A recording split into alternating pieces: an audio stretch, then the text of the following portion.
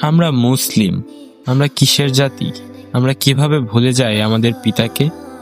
আমরা কিভাবে ভুলে যাই? আমরা কিভাবে ভুলে যাই যখন আমরা মরুর বুকে সিংহ শিকার করতাম? আমরা কিভাবে ভুলে যাই আমাদের হুঙ্কারে যখন সারা বিশ্বের শাসকেরা থরথর করে কেঁপে উঠত? মনে আছে আমাদের শেষ স্বাধীন সুলতান আব্দুল হামিদের কথা? এই তো কিছুদিন আগের কথা। তার এক কথায় ইংরেজরা থরথর করে কাঁপত। আমাদের শরীরে তো সেই রক্ত। তাহলে আমাদের কি হয়ে গেল?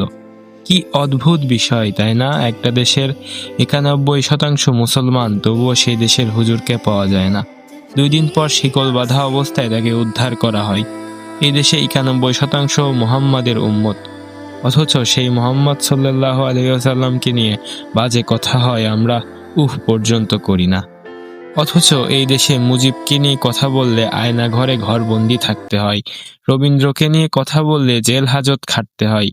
তাহলে প্রশ্ন থেকেই যায়, আমাদের শরীরে কিসের রক্ত?